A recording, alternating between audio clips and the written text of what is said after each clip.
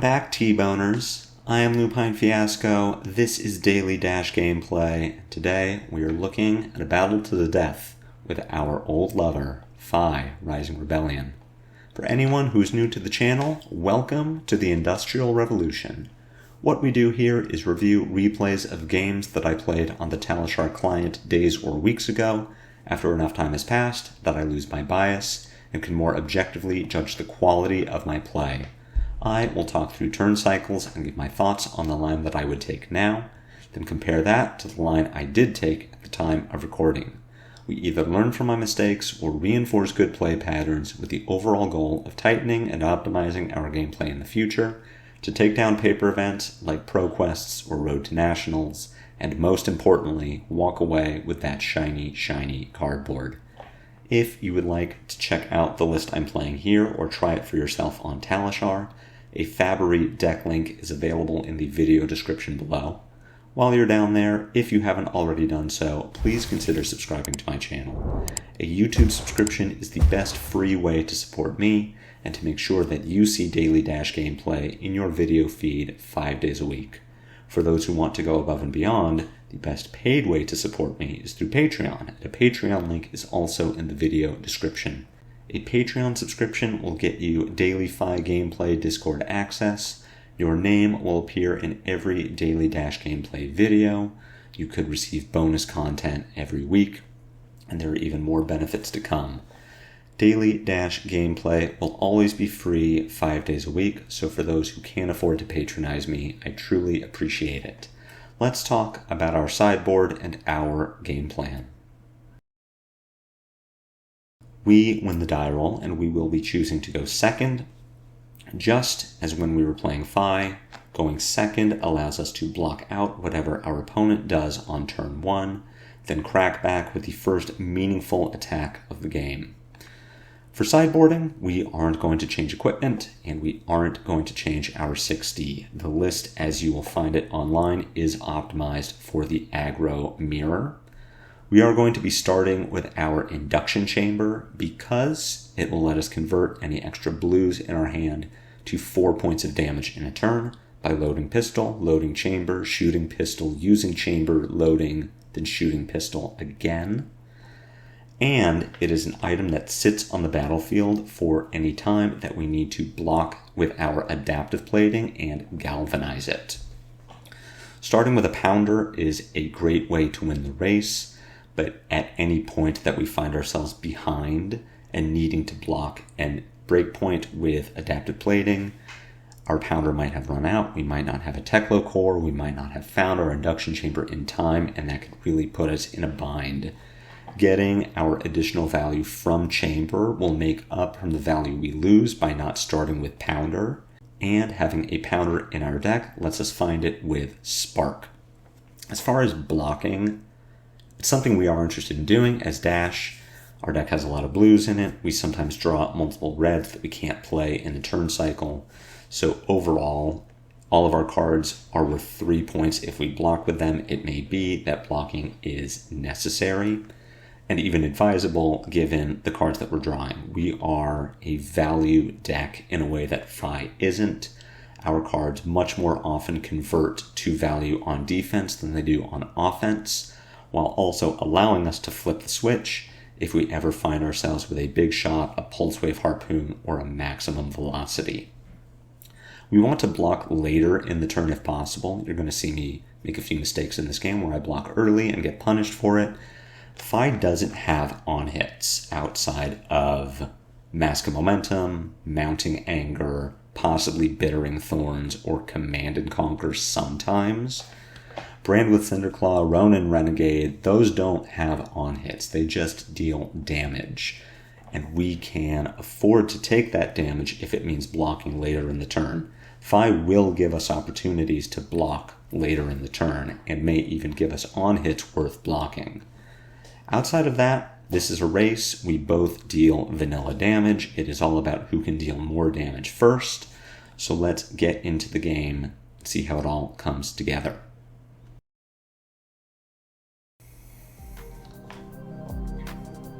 We draw into a fine enough hand for blocking. We also have a Teklo Pounder, which I'm interested in playing on my first turn. Having a Pounder in play is going to give us the ability to outvalue FaB later in the game, as it can be extremely difficult for FaB to stop this damage. He is just going to take the opportunity to filter cards on turn 1. We don't need to block either Kodachi, we're more interested in blocking the follow-up. FaB doesn't give us that follow-up, but this is fine. With the cards in our hand, the highest damage line we can put together is playing and boosting Zipper Hit, pitching our Throttle to do so, activating our Foundry Heart, loading the pistol, playing Pounder, and passing the turn by arsenaling our Pulse Wave Harpoon. We need a total of 4 resources to do all of this. Between our Throttle and our Foundry Heart, we can pull it off. The other line we could take here is pitching Zipper Hit to play Throttle, then using Foundry Heart and playing Pounder. That is, of course, 1 less point of damage in the turn. So I am not interested in doing that here. A third line we could take is to play Zipper Hit boost, play Pulse Wave Harpoon boost, then Foundry Heart, play our Pounder, and pass. And I think that's the line I take here, but it is not a good line. And the reason for that is our opponent is playing Kodachis. As someone who has played quite a lot of Kodachi FaB in my history, I can tell you that their deck is full of 3 blocks. So it's possible that our Pulse Wave for 2 boosts is going to get FaB to reveal a card that he needs to block with, but it's also possible that it doesn't, and I'm a lot more interested in saving this Pulse Wave for a future turn to get more out of FaB. If the Pulse Wave boosts 3 times, now FaB needs to show us 3 cards. He will need to block with one of them, and we have much more opportunity to screw with his hand than by just taking 1 card. So I think the best line we can take this turn is Zipper Hit, Pistol, Foundry Heart, Pounder, pass. But again, I don't believe that is the line I take here.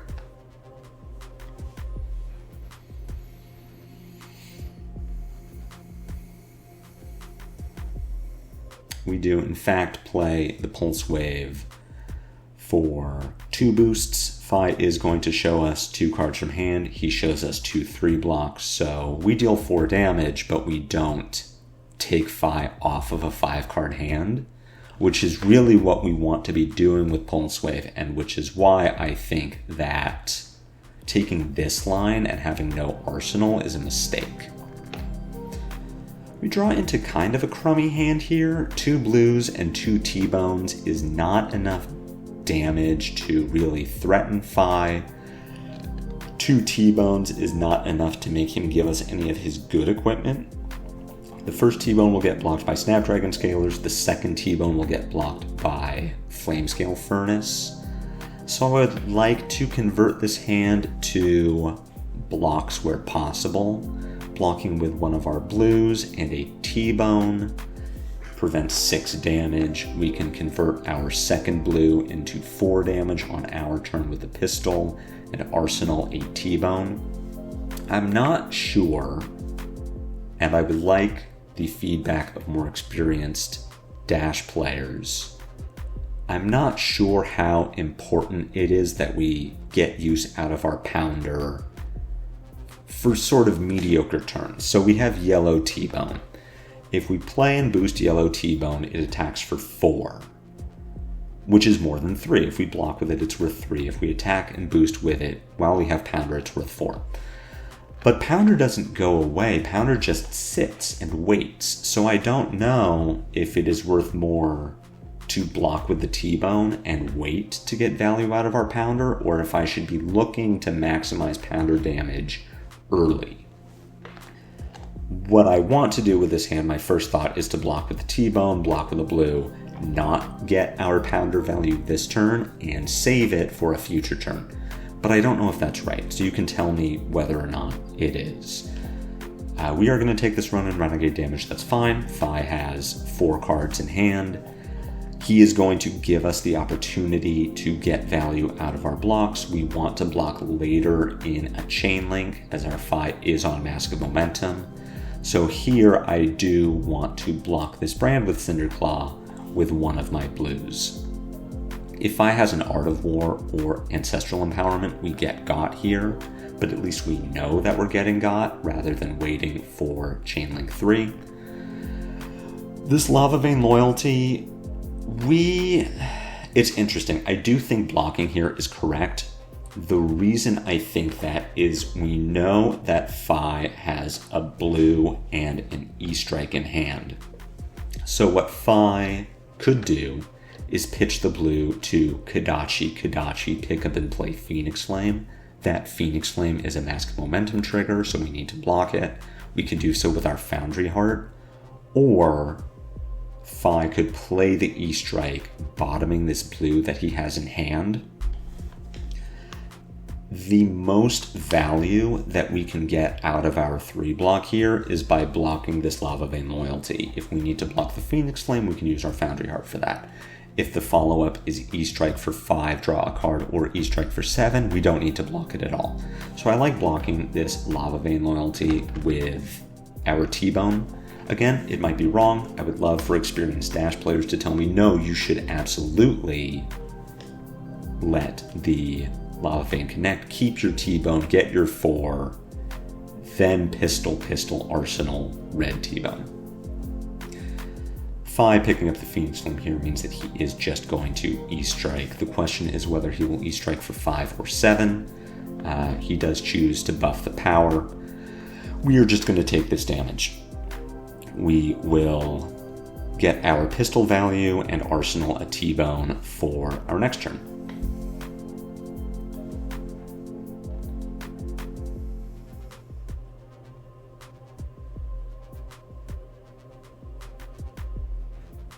And that is what we do. We draw into a great hand to utilize this T-Bone. Unfortunately, FaB does have the Art of War. We'll see what he can put together with it. Rising Resentment for 4 go again is not something that we need to block. At this point, we want to disrupt this Mask of Momentum. We can do so here. We can block this with our Foundry Heart. FaB does have the potential to Kodachi, double strike for 3 as the follow-up to this, depending on what is in his hand. We also have the ability to block that follow-up. If we block this double strike with our Foundry Heart, FaB potentially takes that line. We can block the double strike for 3 with our yellow zipper hit. Because of this T-Bone in our arsenal, our blue, and our Twin Drive, we do have a 4-card max V turn with Foundry Heart. So let's get our value now by disrupting FaB's chain and see how he wants to follow this up. Double strike for 3 is not something I need to block. I'm anticipating Kodachi 1 for 4. Instead, we get Command and Conquer. This is a Snap Crown of Providence, the reason being that this hand is currently pretty unplayable. If Zipper Hit were a 0-cost boost, I would think about losing the T-Bone here and keeping our crown for the future. But as it is, we do get to cycle our arsenal.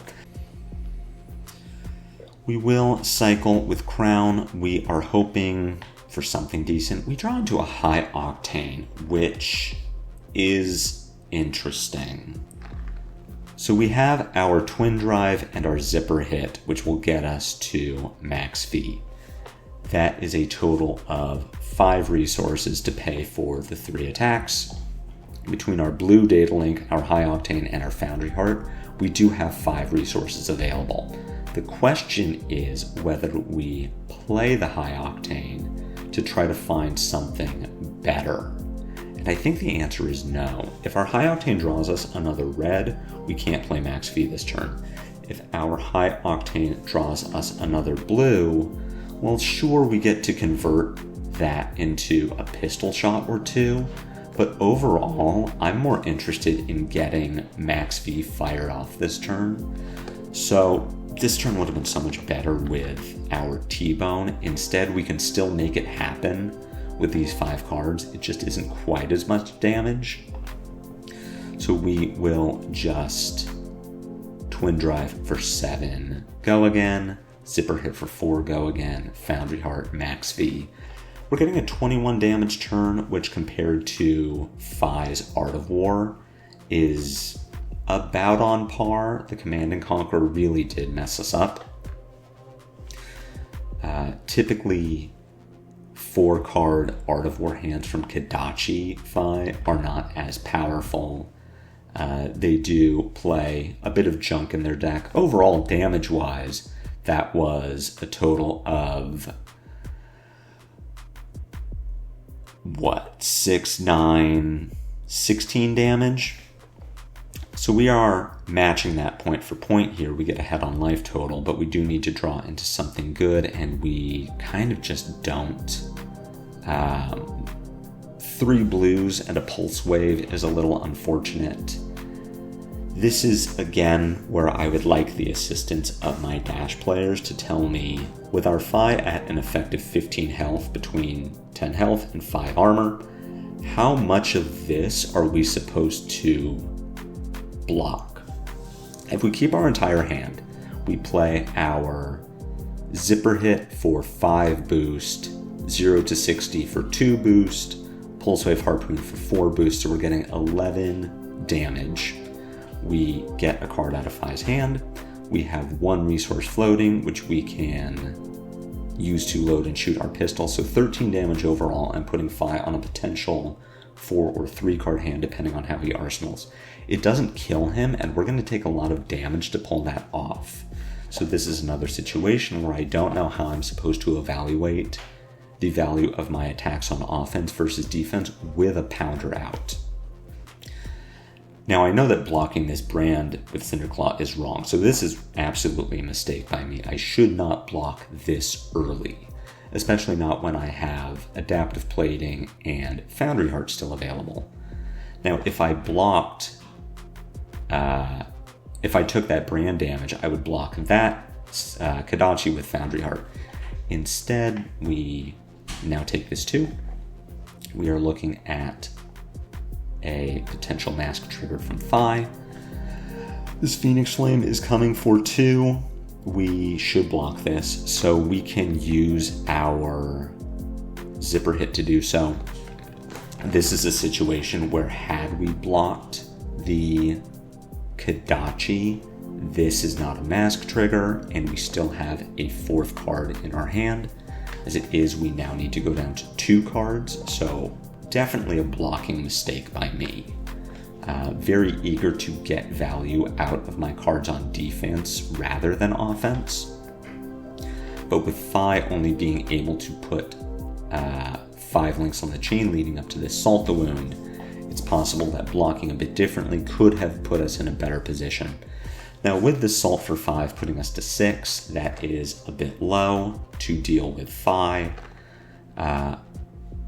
I think that blocking with 0 to 60 here and going to 9, then arsenaling a Pulse Wave puts us in a better position to win. I could be wrong, but FaB with 4 cards is certainly still dangerous. But with us at 9 and having armor available, I think it's very possible that we can survive the turn and take momentum back with what is hopefully a 5-card hand. Now when we draw into 3 more blues and a yellow and our FaB draws into another Art of War, our chance of winning goes down pretty significantly.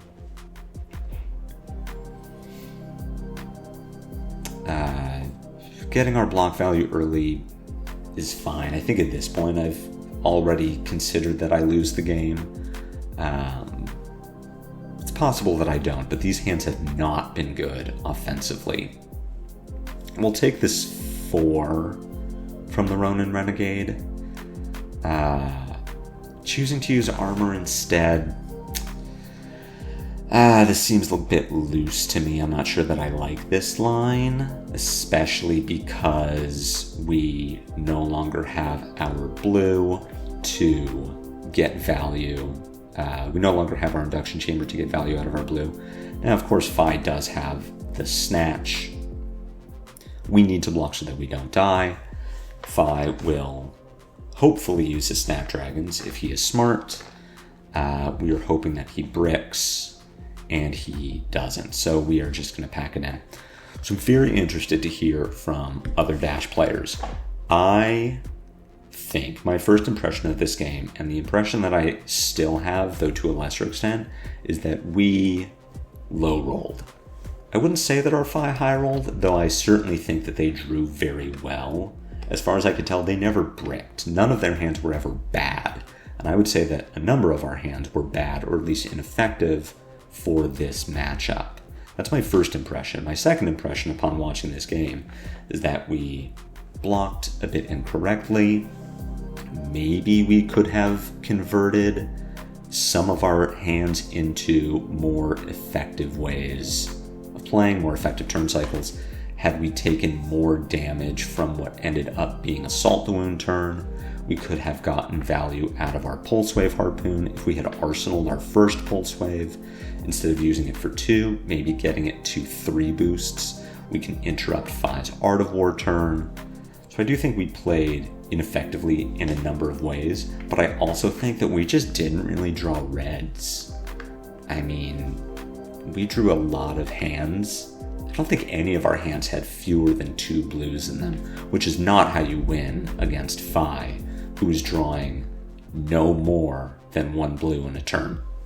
But I am interested to hear from you. This is a game where I'm really not sure if there was anything I could have done better to win this game, or if we kind of just didn't draw well enough. But please let me know. My comments are always open for questions or feedback. If you enjoyed this game, if you found it helpful, then super hit that like button for me. I will be back tomorrow with more Daily Dash gameplay, and until then, take care.